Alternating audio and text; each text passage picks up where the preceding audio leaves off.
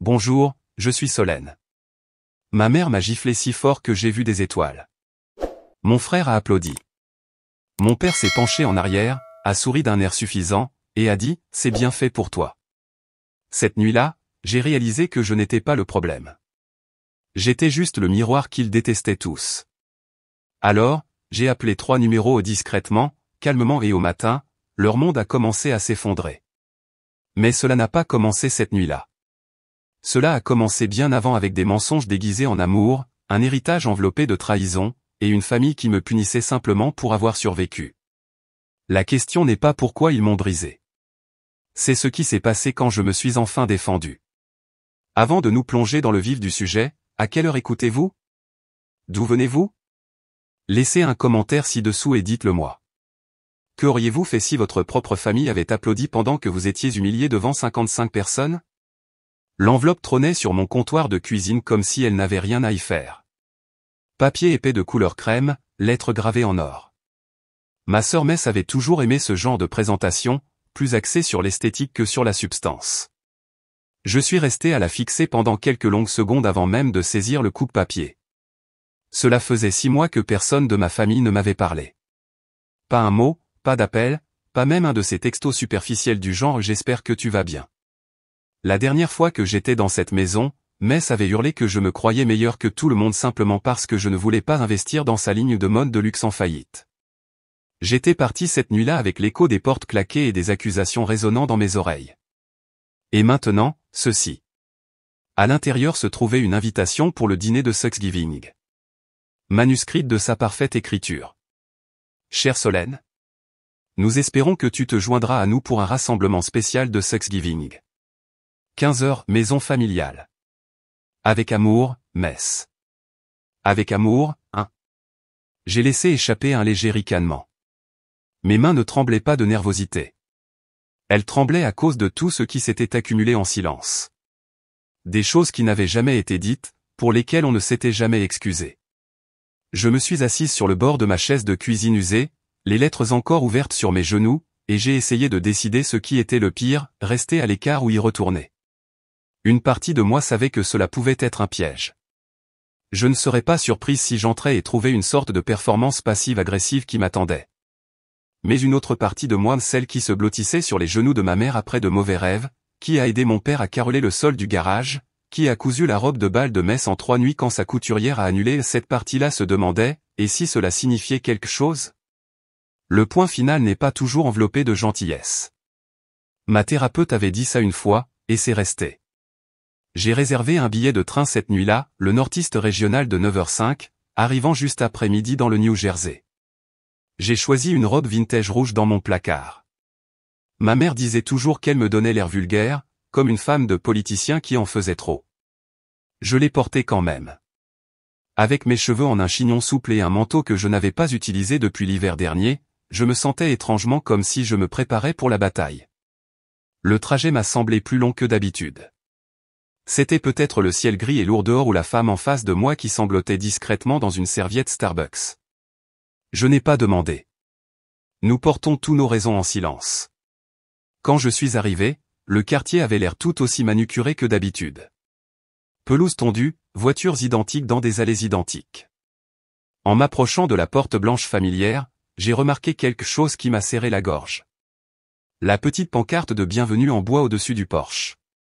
Mess l'avait remplacé. Avant, il était écrit « Les Blanchards, tous sont les bienvenus ». Maintenant, il était écrit « La famille d'abord, toujours ».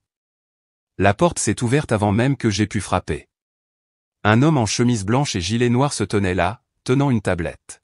« Votre nom, s'il vous plaît » demanda-t-il d'un ton neutre. « Solène » ai-je dit, la voix plate.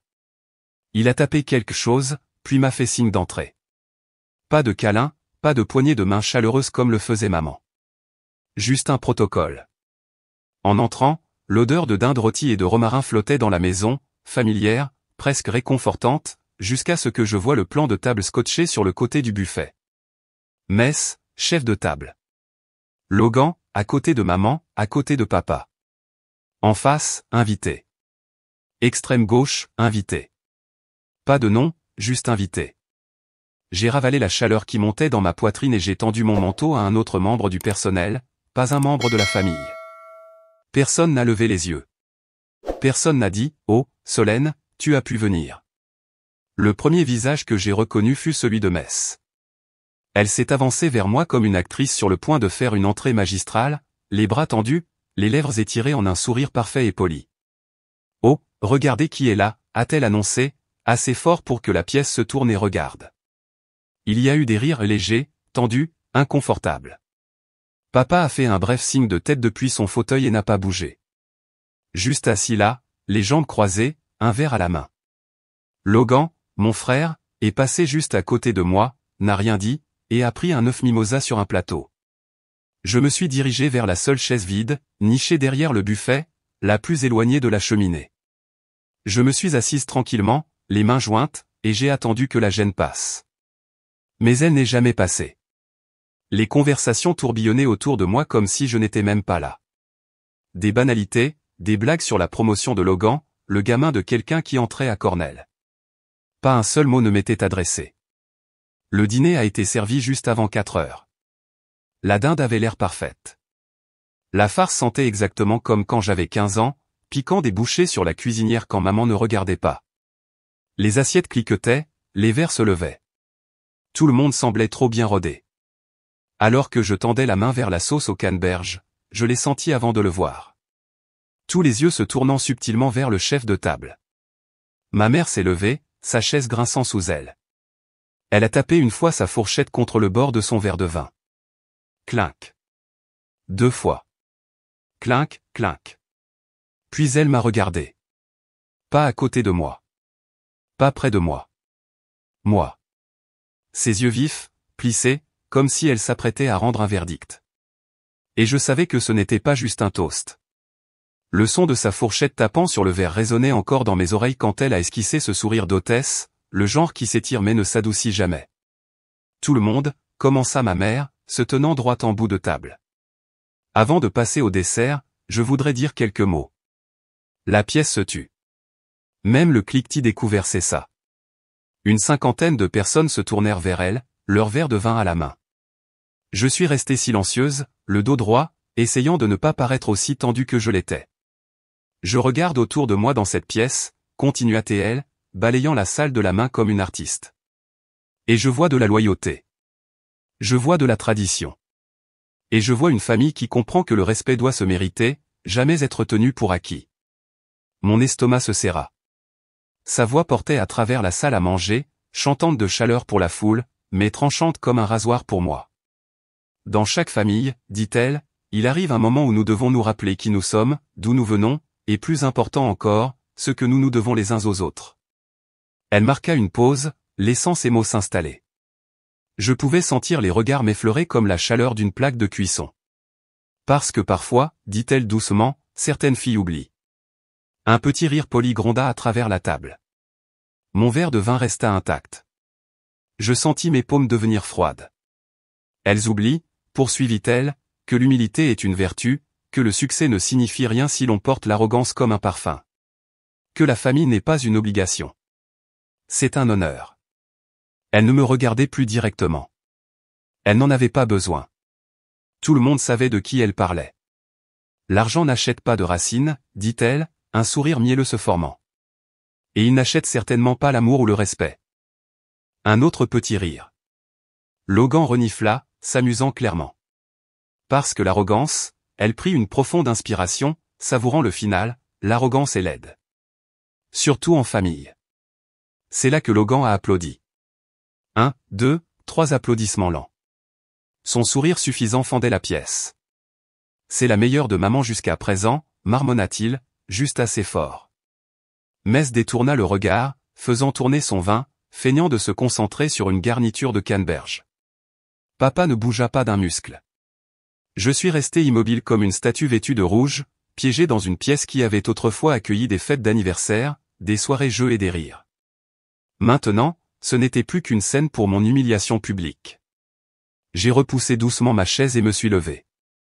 Je n'ai pas dit un mot, j'ai juste fait glisser ma serviette de mes genoux et les poser sur l'assiette. J'avais fait 2 pas quand c'est arrivé. Le son a claqué dans la pièce, une main contre mon visage, forte, immédiate. Le côté gauche de ma joue s'est embrasé. Il m'a fallu une seconde pour réaliser qu'elle l'avait fait. Ma mère, ses doigts encore tendus, ses yeux grands ouverts, non pas de choc, mais de satisfaction. Des halètements éclatèrent dans la pièce, mais personne ne bougea. Mon verre de vin a glissé de ma main, a heurté le marbre et s'est brisé en 1000 morceaux. Le son a résonné dans le silence de mort. Papa a finalement parlé depuis son siège. Sans jamais lever les yeux. C'est bien fait pour toi. Je l'ai regardé. Je l'ai regardé, elle.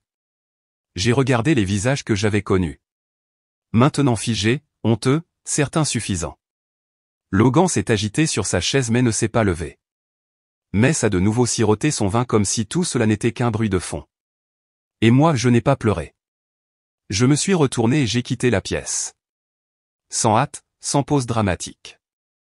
Juste parti. À travers le couloir qui sentait autrefois la cannelle. Devant les photos de famille qui avaient cessé de m'inclure il y a 5 ans. Devant le porte-manteau que j'avais construit en cours de travaux manuels au lycée. Dehors, par la porte d'entrée. L'air de novembre a giflé ma joue, qui brûlait maintenant de plus d'une façon. Mais je ne l'ai pas touché.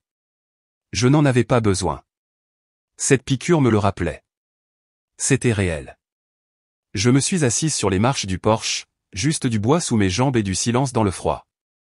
Personne ne m'a suivi. Pas une âme, pas une seule voix ne m'a appelé, même pas pour faire semblant. C'est là que ça m'a frappé. Pas comme un couteau, mais comme une lente vérité, entrant enfin dans la lumière. Je n'avais pas perdu ma famille. Je ne l'avais jamais eue. J'ai sorti mon téléphone de la poche de mon manteau. Ma main était stable. J'ai fait défiler jusqu'en bas. 3 noms que je n'aurais jamais pensé utiliser à nouveau. Chacun brûlait comme une allumette dans le noir. J'ai appuyé sur le premier. Il a sonné 1 fois, 2 fois. Puis la voix est venue, basse, sachant. J'attendais votre appel. Je n'ai pas souri, j'ai juste expiré doucement et me suis adossé au comptoir de la cuisine, le bord pressant contre ma colonne vertébrale. Dorian, ai-je dit, ma voix égale. Il est temps. Une pause. Puis, avec cette même cadence calme que j'avais toujours admirée en lui, il a répondu, j'en déduis que la situation s'est aggravée. On peut dire ça. J'ai besoin que vous activiez le plan d'urgence dont nous avons discuté il y a 2 ans. Le gel total de la fiducie. Et déposer l'injonction. Nous bloquons tous les canaux par lesquels il pourrait déplacer de l'argent. J'ai entendu le bruit de papier qu'on déplaçait. Il travaillait déjà. Vous avez toujours la procuration temporaire sur votre mère, conformément à l'amendement que nous avons déposé pendant sa convalescence.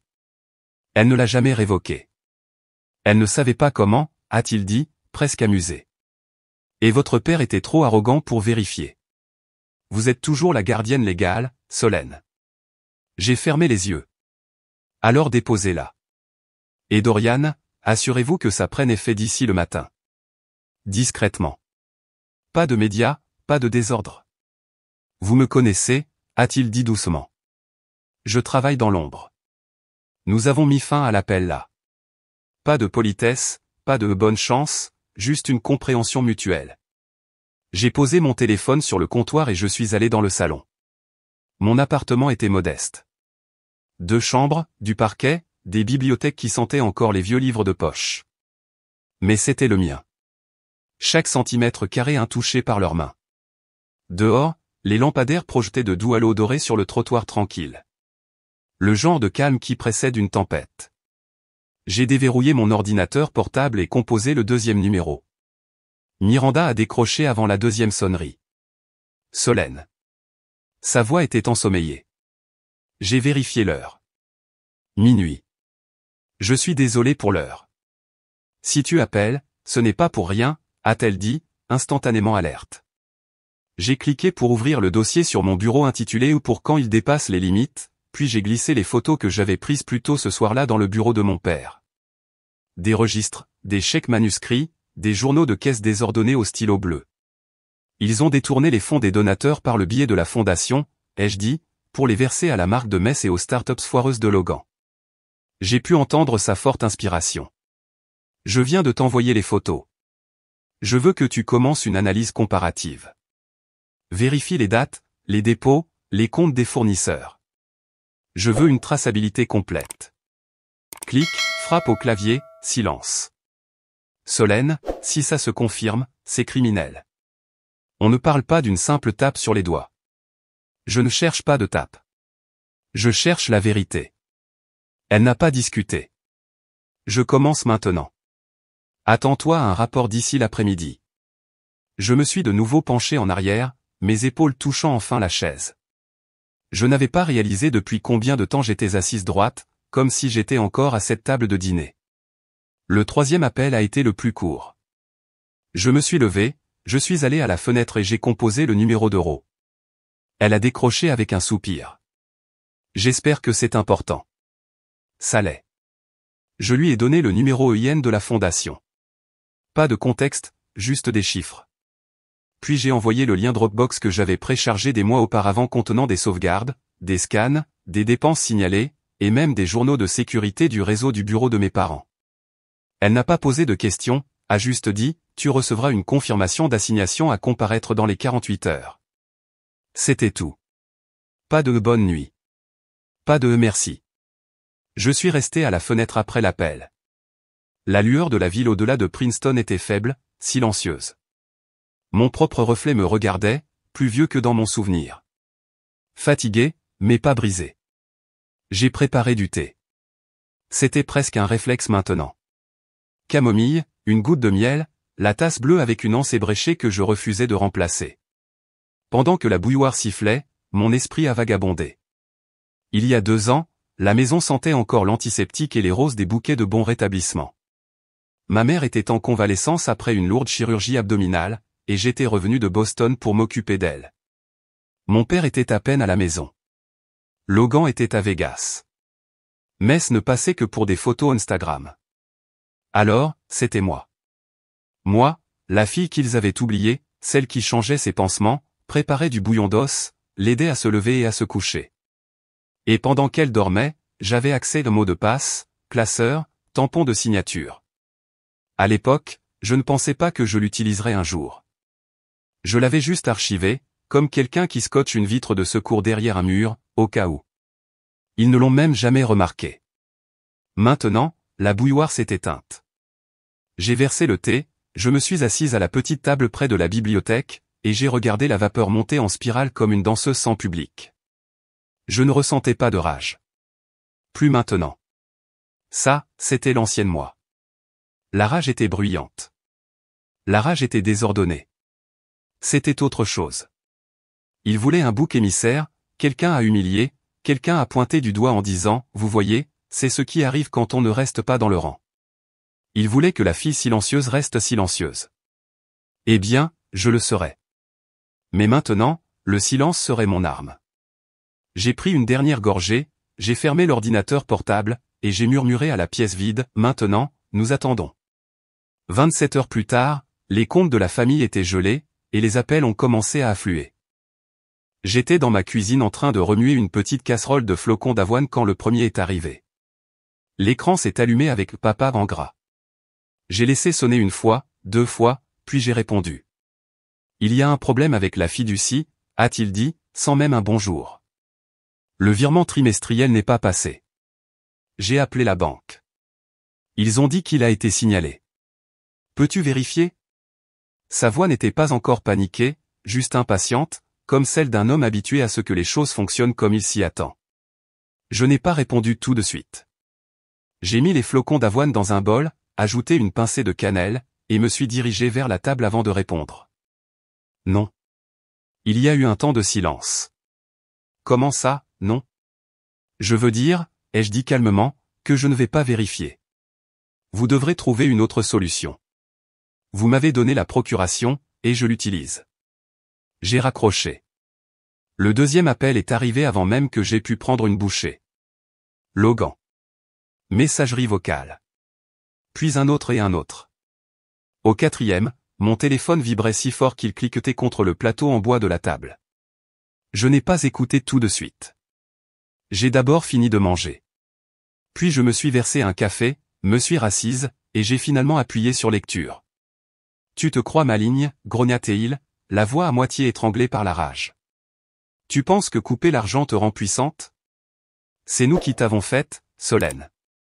Nous t'avons nourri. Nous t'avons tout donné. Message suivant. C'est ce que tu voulais, n'est-ce pas? Tu as toujours voulu nous détruire. Eh bien, maintenant tu l'as fait. Tu es fier? Puis, silence pendant peut-être 2 heures. J'ai passé ce temps à examiner quelques factures que Miranda avait signalées, des dates qui coïncidaient un peu trop bien avec le fonds de sponsoring de Metz. C'était toujours étiqueté sous événementiel, n'est-ce pas? Événementiel pour le fleuriste, le lieu de réception, et une dégustation de champagne à Montauk. À 11h23, Metz a appelé. La sonnerie a à peine retenti une fois avant que je mette en sourdine. J'ai regardé son nom se transformer en appel manqué, puis un message vocal. Elle semblait à bout de souffle. Pas le défi gâté auquel j'étais habitué. C'était une panique totale. Ils ont dit que le paiement n'est pas passé. Le lieu de réception m'a appelé. Solène, moi, pas papa. Pas maman. Moi. Tu savais à quel point c'était important. Tu savais depuis combien de temps je préparais ça. En arrière-plan, j'entendais la voix d'un homme crier quelque chose. Probablement Chase, son fiancé. Il n'avait pas l'air ravi. J'ai attendu. Elle a continué. Est-ce que tu te soucies de ce que ça me fait, ou es-tu juste cruel? Je n'ai pas répondu. J'ai juste tapé une ligne dans notre ancienne conversation de groupe familial. La fiducie n'a jamais été à vous pour que vous la dépensiez. Envoyé. Aucune réponse. En début d'après-midi, Miranda a envoyé un texto, confirmé. Les acomptes pour le lieu, le fleuriste, le traiteur proviennent tous du compte secondaire de la fondation. Je l'ai. Peu de temps après, Roe est intervenu, les fournisseurs se retirent. La nouvelle se répand. L'un d'eux a posté sur le forum des organisateurs de mariage de la Hudson Valley. Je me suis penché en arrière dans ma chaise et j'ai regardé la petite aquarelle au-dessus de mon bureau. Une fille marchant dans une forêt. Pas de chemin, juste de la neige, de l'espace et du silence. Une sorte de satisfaction s'installait en moi. Pas de la vengeance, juste de la clarté. Puis l'appel est arrivé. Maman. Son nom a flashé sur l'écran comme un coup de tonnerre. Je me suis levé, j'ai versé de l'eau dans la bouilloire juste pour occuper mes mains, et j'ai répondu. Sa voix était froide, contrôlée. Tu m'as humilié. Je n'ai pas tressailli. Non, ai-je dit doucement. Vous avez fait ça toute seule. Tu as ruiné le mariage de ta sœur. Non, ai-je répété. Vous l'avez autorisé à voler d'une fiducie caritative, et maintenant le système a fait ce qu'il est censé faire. Je n'ai rien piraté. Je n'ai pas enfreint de loi. J'ai juste laissé la vérité faire son chemin. Elle s'est tue, mais pas parce qu'elle comprenait. Tu as toujours été difficile, Solène. Si correcte. Si obsédée par le fait de faire les choses de la manière difficile. Tu ne comprends tout simplement pas la famille. Peut-être pas la vôtre, ai-je répondu. J'ai mis fin à l'appel. Cette fois, je n'ai même pas senti mon cœur s'emballer. Le jour a glissé vers le soir. J'ai travaillé tranquillement, plié du linge, allumé une petite bougie à la vanille. Dehors, les premiers flocons de neige ont commencé à tomber. Doux, lent, comme si quelqu'un là-haut avait eu pitié et recouvrait le monde d'une couverture. Je me suis tenu près de la fenêtre, tasse à la main, et j'ai regardé. Pendant une seconde, je me suis vu, à 12 ans, assise sur la banquette arrière de la voiture de papa pendant que Mess essayait des robes de concours de beauté. Logan s'était moqué de mes chaussures. Je les avais achetées avec mon propre argent de poche. Tu pourrais essayer d'être moins bizarre, avait-il dit. Papa n'avait même pas levé les yeux de son téléphone. Et moi? J'avais ri comme si c'était drôle, comme si en étant assez d'accord avec eux, j'appartiendrais à leur monde. Cette fille avait disparu. Cette femme n'avait pas besoin de leur approbation. Elle n'avait pas besoin d'une invitation à un mariage payé avec des fonds volés. Mes pensées ont été interrompues par un autre appel. Pas de nom, pas de numéro. Bloqué. J'ai laissé sonner 2 fois, puis j'ai répondu. Un souffle silencieux de l'autre côté. Puis une voix familière a dit, « Solène, j'ai quelque chose que tu dois entendre à propos de ton père. » J'ai reconnu la voix avant qu'elle ne dise son nom. Solène, c'est Marca. Je travaillais avec ta tante Cécile à l'époque. Ma main s'est resserrée autour du téléphone. Je n'avais pas entendu ce nom depuis des années. Tante Cécile était décédée de ce qu'ils avaient appelé des causes naturelles il y a une décennie. La seule qui ait jamais tenu tête à mon père et qui est discrètement disparue de toutes les photos de famille et conversations après ses funérailles. J'ai gardé quelque chose, a dit Marca. Elle me l'a demandé. Je pense qu'il est temps que tu l'entendes. Elle n'en a pas dit plus au téléphone, m'a seulement dit de la retrouver au bâtiment des archives du comté de Newark, 4e étage, salle des archives du fond à 16h30 précise. J'ai quitté la maison sans finir monter. Le trajet était gris. Route mouillée, nuages maussades, juste assez de bruine pour que le monde paraisse calme et suspicieux. Le genre de temps qui fait crisser les essuie-glaces comme un mensonge que l'on frotte pour le faire disparaître. Le bâtiment des archives était presque vide à cette heure de la journée. Le 4e étage sentait le vieux papier et la bureaucratie fantomatique. J'ai trouvé la salle des archives, la porte légèrement entr'ouverte, et elle était là. Marca semblait plus petite que dans mon souvenir, plus mince. Ses cheveux gris tirés en un chignon serré. Ses yeux se sont levés et se sont adoucis. « Tu es venue ?» a-t-elle dit, presque surprise. « Tu avais l'air sérieuse. » Elle a hoché la tête et s'est dirigée vers un classeur, a ouvert un panneau caché derrière, et en a sorti une petite enveloppe en papier manille. C'était l'assurance de Cécile, a-t-elle murmuré. Au cas où quelque chose lui arriverait. Ou au cas où ils essaieraient de l'effacer. À l'intérieur se trouvait une clé USB. Simple, sans étiquette, sans marque. Elle l'a pressée dans ma main comme si elle était brûlante. Ne la connecte pas au Wi-Fi. Fais-moi confiance. Je l'ai regardée fixement. Qu'est-ce qu'il y a dessus? Marca n'a pas répondu tout de suite. Puis elle a dit, la preuve de qui était vraiment ton père. Quand je suis rentré à la maison, il était presque 7 heures. J'ai éteint mon téléphone, fermé les stores, et me suis assise au comptoir de la cuisine avec mon vieil ordinateur portable. Pas d'internet, pas de Bluetooth, juste la machine nue et la clé. J'ai hésité avant de la brancher. Le fichier était intitulé 2011-0419 Cécile Audio. J'ai appuyé sur lecture. D'abord, juste du statique, puis des bruits de pas. La voix d'une femme, celle de Cécile marmonnant quelque chose à propos de l'enregistreur, puis la voix de mon père. Alors, voici le plan. On appelle ça une fiducie familiale. On fait en sorte que ça ait l'air propre. Les noms des filles figurent sur les documents. Ça gardera les apparences. Une autre voix. Celle de ma mère, douce, calculée. Et l'IRS? Ils vont bientôt fouiner. Tu as vu le calendrier de l'audit. Papa à nouveau. On fait passer les vrais actifs par la société de construction écran, puis on planque l'argent sous la nouvelle fiducie. Seul Logan a les codes. Pas besoin que les filles aillent fouiller. Une pause. Puis un petit rire. Solène ne remarquera même rien. Elle est trop occupée à être noble. Elle ne posera pas de questions. J'ai arrêté la lecture. Mon souffle s'est coupé comme si j'avais avalé du verre. Il ne m'avait pas seulement exclu. Il m'avait utilisé. Mon nom, mon identité, mon silence. Je n'étais pas la fille négligée. J'étais le leur. J'ai relancé le fichier. Cette fois jusqu'au bout. Il parlait de documents falsifiés, de transfert de fonds en morceaux juste en dessous des limites à déclarer, de création de fausses factures. Ma mère a dit quelque chose à propos d'une maison de retraite à Genève. Mon père a ri. A dit qu'il enterrait les papiers à la vue de tous. Je suis restée assise longtemps après la fin du fichier, à ne regarder rien. Toutes ces années, je pensais que j'étais juste invisible. Mais non, la visibilité n'a jamais été le problème. Il me voyait clairement, voyait exactement ce qu'il pouvait se permettre en m'utilisant. Finalement, j'ai sorti mon dossier avec les copies de la fiducie, les signatures. Mon nom y figurait 2 fois, sauf que je n'avais jamais signé. J'ai vérifié le cachet du notaire. Daté de 2011. Un vieux nom que je ne reconnaissais pas. J'ai appelé Dorian, mon avocat, et lui ai tout raconté. Il a sifflé doucement. Falsification, détournement de fonds, fraude électronique.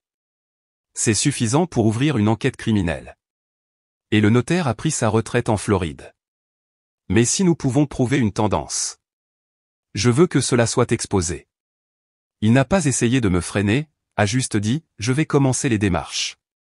Après l'appel, je me suis rassise et j'ai essayé de respirer.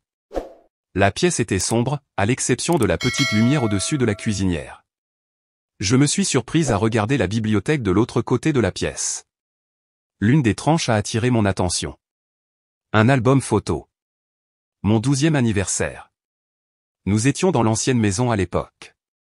Celle avec le grenier que personne ne voulait nettoyer. C'est là que Cécile cachait ses journaux. Je me souviens y être monté une fois, essayant de trouver un cadeau qu'elle avait caché. C'est là que j'ai entendu papa crier pas sur moi, mais sur Cécile. Si tu me contraries encore, je ferai en sorte que tu regrettes d'avoir jamais fait partie de cette famille. Et Cécile, elle n'a pas pleuré. Elle n'a pas crié en retour. Elle a juste dit, Solène verra tout un jour, et quand elle le fera, n'attends aucune pitié. Je n'avais pas compris à l'époque, mais maintenant si. Plus tard dans la nuit, j'ai fouillé plus profondément dans les papiers, j'ai recoupé les dates, j'ai remarqué un changement soudain dans le langage de la fiducie après 2011. Tout indiquait une dissimulation, un mur de brouillard financier. Mais la ligne qui ne cessait de résonner, seul Logan a les codes. Il m'avait exclu dès le départ. Et pire, il comptait sur le fait que je ne me battrais pas. Ce n'était pas seulement de la trahison. C'était de la stratégie. Quelques minutes avant minuit, j'ai transféré le fichier audio à 3 personnes. Dorian. Un contact à l'IRS que je connaissais d'un audit d'une organisation à but non lucratif l'année dernière. Et Mess. Elle criait à cause de l'effondrement de son mariage. Elle voulait savoir pourquoi. Maintenant, elle saurait. 5 minutes plus tard, un texto a clignoté sur mon écran, de Mess. Juste quelques mots. Mais qu'est-ce que c'est que cette histoire ? Je n'avais même pas posé l'ordinateur portable quand la sonnette a retenti. Pas une pression légère et polie. C'était rapide, impatient, un son discordant contre le bourdonnement silencieux de mes pensées. Je suis allé à la porte, agrippant toujours le bord du comptoir de la cuisine, le bout de mes doigts froids. À travers le Judas, je l'ai vu. Mess, toujours dans ce blazer bleu marine rigide qu'elle portait à la dernière réunion du conseil. Les cheveux relevés mais effilochés. Le mascara bavé au coin de ses yeux. Ses jointures blanches à force de serrer son téléphone. J'ai ouvert la porte sans un mot. Elle n'a pas attendu qu'on l'invite à entrer. A juste franchi le seuil et attendu son téléphone. C'était vrai ? Je n'ai pas répondu tout de suite. Je n'en avais pas besoin. J'ai seulement hoché la tête. Mess a baissé lentement le bras, comme s'il avait tenu quelque chose de plus lourd qu'il n'en avait l'air. Elle s'est adossée au mur près du porte-manteau, le souffle tremblant. Ils m'ont dit que tu étais parti parce que tu étais égoïste, a-t-elle murmuré. Ils ont dit que tu ne voulais pas faire partie de la famille, que tu te croyais meilleur que nous. J'ai fermé la porte derrière elle. Non, ai-je dit doucement. Je suis parti parce que je savais que quelque chose n'allait pas. Je n'avais juste pas de preuves jusqu'à maintenant. Elle n'a pas parlé, et juste restée là, les yeux balayant ma petite cuisine comme si elle ne pouvait pas tout à fait croire où elle était, comme si elle était entrée dans un monde qu'elle avait toujours évité. Je ne savais pas, a-t-elle dit finalement, la voix brisée. Je veux dire, je savais que les choses ne collaient pas, mais je pensais que j'imaginais. J'ai fait un geste vers la table de la salle à manger. Elle s'est assise avec raideur, comme si la chaise pouvait s'effondrer sous le poids du passé. Nous sommes restés assis en silence pendant quelques instants, ses coudes reposant sur la table, les paumes sur son visage. Ils m'ont toujours dit, a-t-elle commencé, sans lever les yeux, que tu étais différente. Maman me l'a dit quand j'avais 14 ans, Solène n'est pas comme nous. Elle est adoptée d'esprit. Ne lui fais jamais confiance pour les choses importantes. Je ne savais même pas ce que ça voulait dire à l'époque. Mon cœur s'est serré, mais j'ai gardé mon visage impassible. C'est pour ça que tu as arrêté de tout me dire. Elle a levé les yeux, le visage rouge. Je pensais que je protégeais la famille. Ils ont fait croire que tu étais dangereuse, déloyale. Et quand tu es partie, ils ont dit que tu avais pris de l'argent, que tu étais en colère parce que tu n'étais pas nommée dans la première fiducie. J'ai laissé échapper un petit rire, fatigué, amer. Je ne savais même pas qu'il y avait une fiducie avant l'année dernière. Mess avait l'air d'avoir été giflée. Elle s'est frottée le front avec force, comme si elle pouvait effacer le souvenir. Je pensais que j'étais la favorite, mais maintenant, je ne pense pas qu'il m'ait jamais aimé. Pas vraiment. J'étais juste utile. Elle a marqué une pause, puis a dit, je pensais que j'étais le visage de la famille. Il s'avère que j'étais le masque qu'ils portaient pour garder leur secret. Je l'ai regardé se décomposer. Et pendant un instant, je n'ai pas ressenti de colère. Je me suis juste senti triste pour nous deux. Tu as encore le choix, ai-je dit doucement. Tu peux continuer à faire semblant que rien de tout cela ne s'est passé, ou tu peux m'aider à tout mettre en lumière. Mess m'a regardé, les yeux vitreux. Comment? J'ai besoin que tu signes une déclaration sous serment attestant que tu les as entendus parler de la fiducie, en particulier ce que papa a dit. Que tu savais que la version que j'ai reçue n'était pas celle qui avait été signée. Nous la déposerons avec l'enquête. Mess a hésité. Cela me rendrait complice. Je serais exposé. J'ai hoché la tête. Mais tu seras aussi libre. Elle a baissé les yeux sur son téléphone. Ses doigts ont plané dessus un instant, puis l'ont lentement posé face contre table. J'ai fini de protéger des monstres, a-t-elle dit.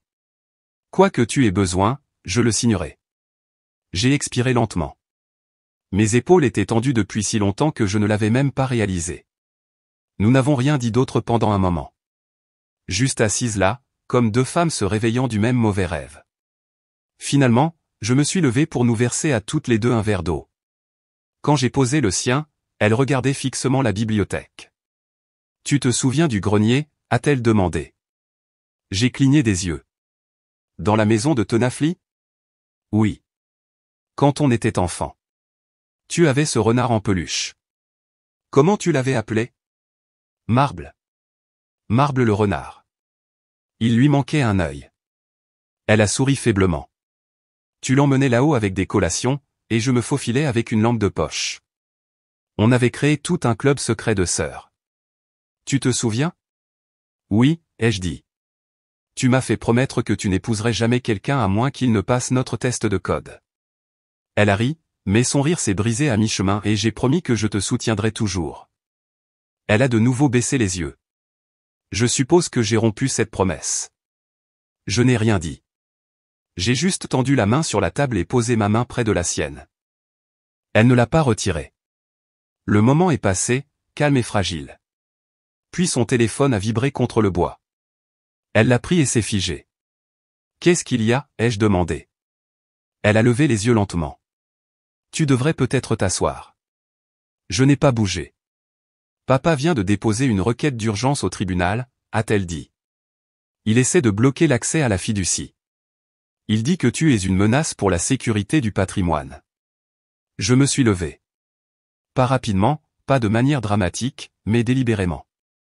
Mon esprit ne s'est pas emballé, mais mes mains, elles se sont serrées en poing non pas de peur, mais de préparation. Il était temps pour l'audience. Nous sommes arrivés au palais de justice juste avant midi. Une légère bruine avait commencé. Rien de dramatique, juste assez pour faire briller les trottoirs et rendre le monde légèrement plus froid qu'il ne l'était. Je suis sorti de la voiture, ma mallette à la main, et j'ai suivi mon avocate par l'entrée latérale, réservée aux audiences prévues. Pas de journalistes, pas encore. Les sols en marbre du palais de justice du comté de Bergen étaient polis jusqu'à un éclat presque miroitant. Les couloirs résonnaient faiblement de bruit de pas et du murmure étouffé du personnel juridique se déplaçant entre les salles. À l'intérieur de la salle d'audience B, la température semblait artificiellement fraîche, comme si l'air avait été dépouillé de toute chaleur. Approprié, vu qui était assis en face de moi. Mon père portait un costume gris anthracite, plus sombre que d'habitude, avec une cravate rouge si parfaitement nouée qu'elle ressemblait à un avertissement. Ma mère était assise à côté de lui en crème et perles, le dos raide et immobile. Elle ne m'a pas regardé. Logan était assis de l'autre côté, les bras croisés, la mâchoire serrée comme si elle était câblée. Leur avocat, un homme nommé Carlton Merritt, a ajusté ses boutons de manchette en argent et m'a adressé un long sourire poli qui n'atteignait pas ses yeux. Nous avons pris nos sièges. La juge, une femme sévère d'une soixantaine d'années nommée Justice Wilford, est entrée, sa robe frôlant le sol poli.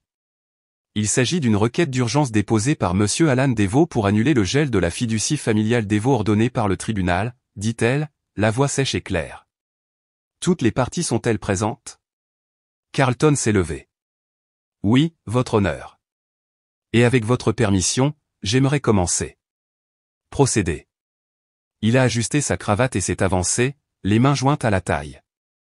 Votre honneur, le tribunal a été induit en erreur par une série d'allégations chargées d'émotions faites par Madame Solène Devaux, qui, bien qu'intelligente, a des antécédents documentés d'instabilité émotionnelle découlant d'une adolescence traumatisante. Cette action récente, le gel de la fiducie familiale, n'était pas seulement impulsive mais aussi vengeresse. Elle agit par vengeance, non par justice. J'ai senti mon avocate, Maître Bristow, bouger à côté de moi, calmement, imperturbable. Carlton a continué, la fiducie, votre honneur, a subvenu aux besoins de plusieurs générations de Devaux. La paralyser sur la base des accusations d'une seule héritière sans preuve complète ni procédure régulière risque de causer un préjudice financier grave. Nous demandons la levée immédiate du gel et la réintégration de Monsieur Devaux comme fiduciaire unique. Il a reculé, suffisant et posé. Justice Wilford s'est tournée vers nous. Maître Bristow, votre réponse? Elle s'est levée. Oui, votre honneur. Madame Devaux aimerait s'adresser directement au tribunal. La juge a hoché la tête. Je me suis levé lentement, consciente du silence, de la façon dont même la sténographe judiciaire a fait une légère pause alors que je prenais place à la barre. Mes talons ont cliqué doucement sur le carrelage, un rythme régulier. J'ai prêté serment, je me suis assise et j'ai regardé directement la juge. Quand j'ai gelé la fiducie, ce n'était pas parce que j'étais en colère, ai-je dit. C'était parce que j'avais enfin des preuves. J'ai marqué une pause. J'ai laissé les mots s'installer. Pendant des années, je me suis demandé pourquoi les documents ne correspondaient pas. Pourquoi mon nom était omis des décisions financières clés malgré les promesses. Pourquoi les signatures de mon père continuaient d'apparaître et les miennes aussi, même quand je n'avais jamais rien signé. Je soupçonnais une fraude. Mais je n'ai pas agi parce que les soupçons ne sont pas des preuves. J'ai regardé Carlton, puis mon père. Maintenant, j'ai plus que des soupçons. Maître Bristow s'est avancé et a remis un dossier épais au greffier. Votre honneur, dit-elle, nous soumettons 2 pièces à conviction clés. Premièrement, un ensemble de documents de fiducie portant la signature falsifiée de Madame Devaux, comparé à des échantillons notariés de dépôts antérieurs. Deuxièmement, un fichier audio. Dans cet enregistrement, on entend Monsieur Devaux discuter explicitement de fausses déclarations financières, y compris la dissimulation de fonds sous les noms de ses filles pour contourner l'examen de l'IRS. La juge a haussé un sourcil. Vous avez l'audio? Oui. Il a été obtenu légalement par le biais d'un appel téléphonique sur écoute avec un témoin qui a depuis soumis une déclaration sous serment. Justice Wilford s'est légèrement penché en avant. Faites-le écouter. La salle d'audience est devenue silencieuse. Un technicien a roulé un petit haut-parleur et a appuyé sur lecture. C'était là. La voix de mon père, claire et posée. Nous allons déplacer le reste sous le nom de Mess. Elle ne pose pas de questions. Solène est trop curieuse. Nous lui dirons qu'elle ne fait pas partie de la succession. On mettra ça sur le compte de son attitude. On la tiendra à l'écart. Si l'IRS regarde, nous sommes clean sur le papier. La voix de Logan s'est fait entendre faiblement, riant. Tu es impitoyable. Et puis mon père à nouveau, ricanant. Non. Je suis prudent. Personne ne respirait. La salle d'audience retenait son souffle comme un seul corps. Même le faux calme de Carlton s'est fissuré. Il a cligné des yeux, sa mâchoire se crispant. Ma mère regardait le sol. Logan s'est penché en arrière, pâle. La juge a regardé droit dans les yeux mon père. Monsieur Devaux, est-ce votre voix? Mon père a hésité. Ça aurait pu être. Oui ou non? Oui, mais... Elle l'a coupé. C'est suffisant. La salle est restée silencieuse, à l'exception du bruit de la juge griffonnant une note. Justice Wilford s'est tournée vers le greffier. Requête rejetée. Le gel de la fiducie familiale Devaux reste en vigueur. De plus, je réfère cette affaire pour un examen immédiat par les autorités fédérales pour suspicion de fraude financière et de parjure. Monsieur Devaux, Madame Devaux-Sloan et Monsieur Logan Devaux doivent fournir une divulgation complète dans un délai de 7 jours ouvrables. Carlton a tenté de se lever, mais la juge a levé la main. Ce n'est pas une négociation. L'audience est levée. Le coup de marteau a retenti comme un coup de feu. Je me suis levé, ramassant mon manteau, gardant mes mouvements stables. Derrière moi, j'ai entendu mon père se lever, brusque, en colère. J'étais à mi-chemin du couloir quand sa voix est venue, sèche et basse, derrière moi. Tu crois que tu as gagné? Je me suis arrêté, me suis retourné, les regardé droit dans les yeux. Non, ai-je dit. Je crois que j'ai commencé. Il n'a rien dit. Sa bouche s'est ouverte, puis s'est refermée, ses poings serrés à ses côtés, mais il n'y avait plus rien à dire. Pas dans cette pièce, pas aujourd'hui. Dehors, la pluie avait cessé. Les nuages ne s'étaient pas encore dissipés, mais il y avait une légèreté dans l'air qui n'était pas là avant, le genre qui vient juste avant que l'orage ne s'arrête pour de bon. Je n'ai pas dit un mot de plus. J'ai juste marché. Le premier coup a été frappé 2 jours plus tard à 7h36 précise. Le soleil s'était à peine levé au-dessus de la ligne des arbres à Tenafly. Le ciel était d'un gris terne, comme s'il n'avait pas décidé si la journée méritait de la lumière ou non. De l'intérieur du domaine des veaux, cela devait sembler être un jeudi comme les autres, calme, silencieux, isolé des conséquences qui frappaient à la porte bien avant ce matin-là. Puis est venu le deuxième coup, plus ferme. Et puis la sonnette, maintenue assez longtemps pour signaler qu'il ne s'agissait pas d'un voisin rendant un colis mal livré. Logan fut le premier à atteindre la porte d'entrée. Il l'ouvrit sur un groupe de personnes en coupe-vent bleu marine. Net et impersonnel. IRS, division de l'application des lois fédérales, a dit l'un d'eux, brandissant un badge avant que Logan ne puisse dire un mot. Nous avons un mandat. Derrière eux, une file d'agents s'est avancée en une coordination silencieuse. Certains avec des valises à roulettes, d'autres avec des bacs en plastique transparent. L'un portait un scanner portable. Un autre avait déjà mis des gants. Ils se déplaçaient comme s'ils avaient déjà fait ça, parce que c'était le cas. Je n'étais pas là, bien sûr. J'étais à Princeton, debout dans ma cuisine, réchauffant le café de la veille et regardant la clôture du jardin quand mon téléphone a vibré. C'était Dorian.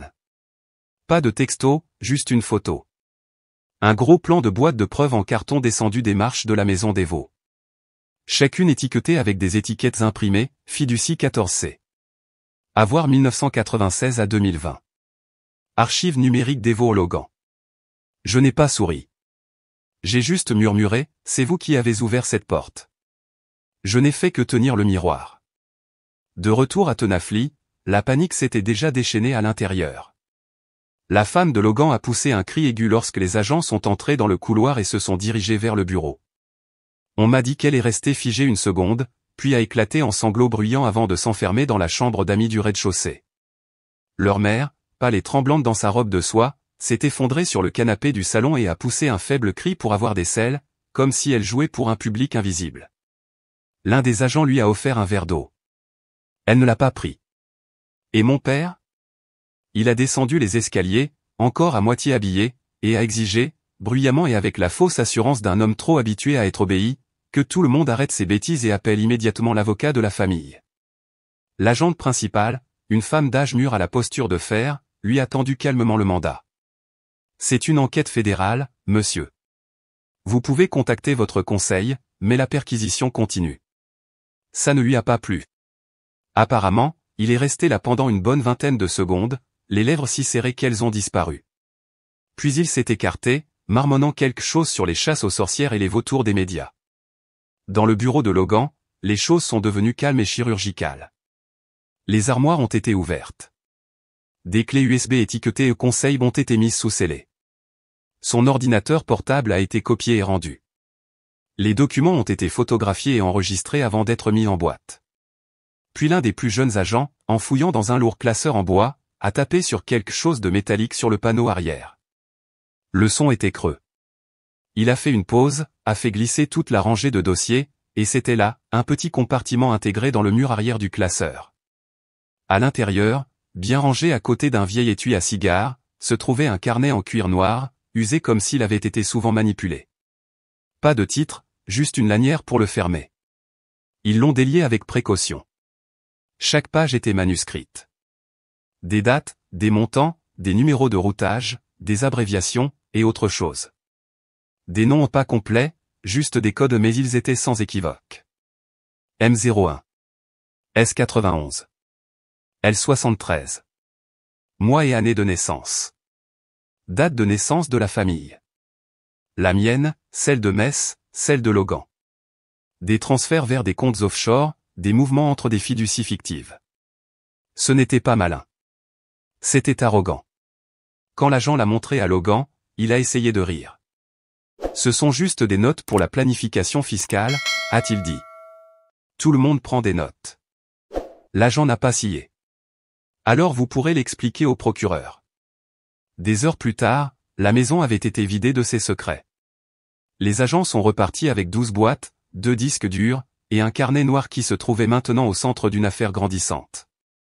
J'ai appris tout cela par bribes.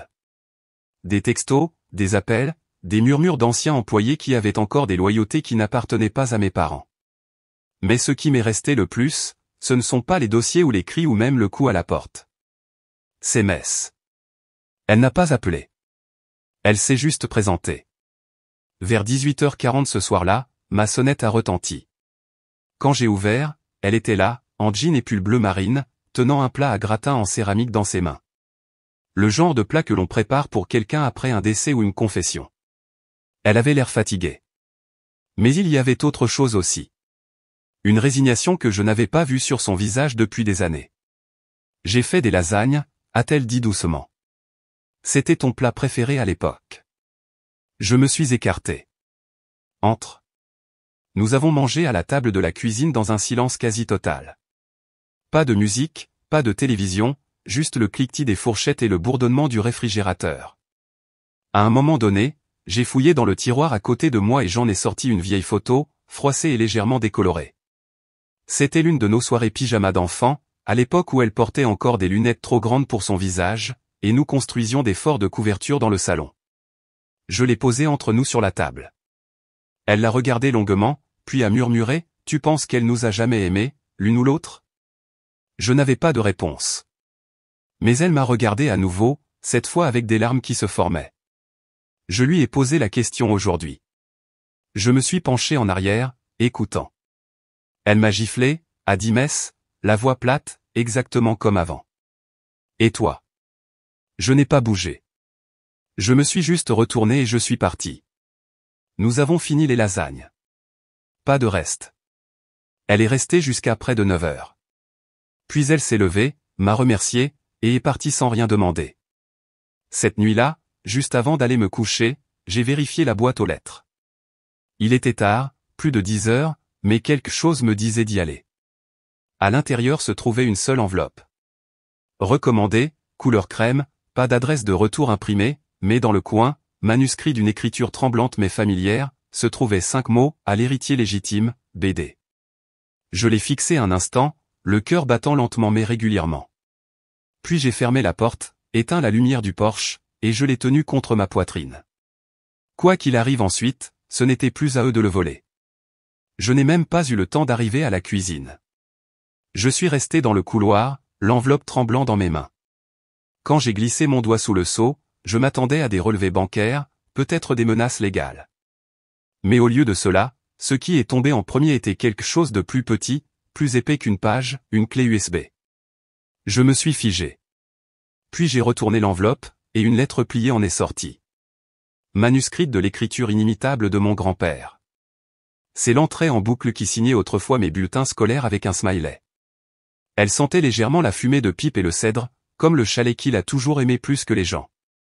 Les premiers mots m'ont glacé. Si tu lis ceci, Solène, alors tu as déjà prouvé que tu es plus forte que je ne l'ai jamais été. Je me suis affalé sur la coudoir du canapé sans réfléchir, la lettre tremblant légèrement alors que je la tenais assez près pour lire chaque mot.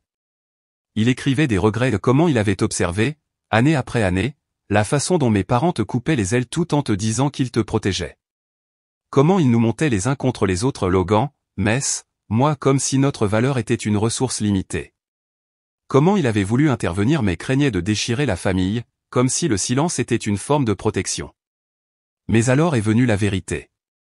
Il n'avait jamais eu l'intention que mes parents contrôlent son patrimoine. Il les avait vus manipuler des testaments, faire pression sur des fiduciaires, inventer des histoires pour leur propre compte. Il avait donc créé une disposition distincte, une qui les contournait tous entièrement. Tu la trouveras ci-jointe dans les dossiers que mon avocat a été chargé de ne livrer que sur preuve évidente d'actes répréhensibles. Son écriture devenait plus tremblante vers la fin. Je serai peut-être parti quand tu liras ceci, mais sache ceci, tout ce que j'ai construit dans le Vermont, tout, est à toi. Non pas à cause du sang, mais parce que tu as vu les gens clairement et que tu as quand même choisi d'être gentille. Parce que tu n'as pas eu besoin de pouvoir pour agir avec force. Il a terminé par une phrase que je n'avais pas lue depuis des décennies, quelque chose qu'il avait l'habitude de murmurer en me bordant dans les lits superposés du chalet pendant les orages d'été. Construis quelque chose qui dure plus longtemps que la colère. J'ai posé la lettre et j'ai regardé la clé USB. Mes doigts ont hésité au-dessus de l'ordinateur portable, mais je l'ai branché. L'écran est resté noir une seconde. Puis il est apparu. Mon grand-père, dans un cardigan de laine usée, assis devant la cheminée du Vermont. Une petite horloge derrière lui indiquait 2016. Il a regardé droit dans l'objectif comme s'il savait que je serais de l'autre côté un jour. Si tu regardes ça, ma grande, a-t-il dit, sa voix plus basse que dans mon souvenir, alors ils ont fait ce que je craignais. Je n'ai pas cligné des yeux. Je suis désolé de ne pas l'avoir arrêté plus tôt. Mais toi tu as tenu tête. Tu les as forcés à montrer qui ils étaient. Et ça demande plus de cran que je n'en ai jamais eu. Il a toussé une fois, s'est légèrement penché en avant. J'ai vu ce qu'ils t'ont fait. Comment ils t'ont exclu, t'ont rabaissé, t'ont blâmé quand ils avaient peur de ce que tu pourrais devenir. Mais je savais mieux. Je l'ai toujours su. Alors j'ai laissé des instructions. Des vrais. Ils essaieront de contester, mais la lettre et cet enregistrement sont légalement notariés. La fiducie du Vermont, la terre, le chalet, c'est à toi. Ça l'a toujours été. Il s'est penché en arrière en soupirant. Construis quelque chose avec ton nom dessus. Quelque chose qui n'efface pas qui tu es. Ne passe pas ta vie à leur prouver qu'ils avaient tort. Vis simplement comme si tu avais eu raison depuis le début. L'écran est devenu noir. Je n'ai pas pleuré. Je suis juste restée assise là pendant un long moment, le cœur plein, mais calme. Le lendemain matin, j'ai appelé mon avocat. Nous avons déposé la lettre et la vidéo dans la procédure judiciaire. En 3 semaines, le juge a statué en notre faveur. La fiducie principale que mes parents avaient essayé d'utiliser a été déclarée frauduleuse. Les instructions de mon grand-père ont été reconnues comme contraignantes et irrévocables. Mon téléphone s'est illuminé d'alertes d'actualité plus tard dans la journée. La fiducie de la famille Devaux invalidée par le tribunal. Un financier local fait face à un examen de l'IRS pour une fraude présumée au patrimoine. Il y avait une photo de mon père se protégeant le visage d'un appareil photo et une autre de Logan devant ce qui était autrefois son cabinet, maintenant fermé. Mais ce n'était sur aucune d'elles. Je n'ai pas publié de déclaration, n'ai pas tweeté, n'ai pas donné de citation au seul journaliste qui a réussi à obtenir mon numéro. Parce que le silence, quand il vient de celles qu'ils ont méprisées, résonne plus fort que la rage. 3 semaines plus tard, je suis monté dans le Vermont. La route serpentait en rythme familier, les arbres denses et bruissants comme s'ils se souvenaient de moi. Quand j'ai atteint le chalet, la clé rentrait toujours comme si le temps ne s'était pas écoulé. À l'intérieur, tout était comme il l'avait laissé. Des piles de bois empilées, des couvertures en flanelle pliée, sa tasse préférée reposant sur le rebord de la fenêtre. J'ai allumé la cheminée, j'ai sorti la lettre et je l'ai placée au-dessus du manteau sous une petite lanterne en laiton qui nous guidait à la maison les soirs de brouillard. Elle vacillait doucement, projetant une lumière douce sur le foyer en pierre. C'était à moi maintenant non pas au sens de la possession, mais au sens des racines. Les semaines ont passé. J'ai enregistré la fiducie du Vermont à mon nom. J'en ai converti une partie en une fondation discrète, nommée en son honneur. Elle offrait des ateliers d'éducation financière, des outils de navigation juridique et de petites subventions pour les jeunes femmes ayant des histoires familiales compliquées et des femmes comme moi. Mais s'est jointe sans qu'on le lui demande. Elle ne voulait son nom sur rien. A dit qu'elle ferait juste les feuilles de calcul et remuerait la soupe lors des réunions. Mais chaque fois que je regardais les listes de présence ou les registres de dons, je voyais ces notes dans les marges. Douce, réfléchie, ne cherchant jamais le crédit. Nous n'avons jamais parlé de la gifle ou des lasagnes. Juste avancé, comme on le fait quand la guérison n'a pas de musique dramatique, juste de petits jours stables qui ne font pas mal. De temps en temps, quelqu'un de Tenafly m'envoyait un email, un cousin éloigné, un ancien professeur, une gouvernante qui se souvenait que je laissais des mots de remerciement dans la buanderie. Je répondais gentiment mais je n'y suis jamais retourné. Et maintenant, quand les gens me demandent comment j'ai réussi à survivre à tout ça, je leur dis ceci, parfois, vous n'obtiendrez pas les excuses. vous n'entendrez pas les mots que vous méritiez. Parfois, ils n'admettront même pas ce qu'ils ont fait. Mais si vous vivez dans la vérité, qu'elle soit bruyante ou silencieuse ou murmurée à travers des documents judiciaires, votre paix deviendra plus forte que leur cruauté ne l'a jamais été. Alors non, je n'ai pas brisé la famille. J'ai simplement cessé de la laisser me briser.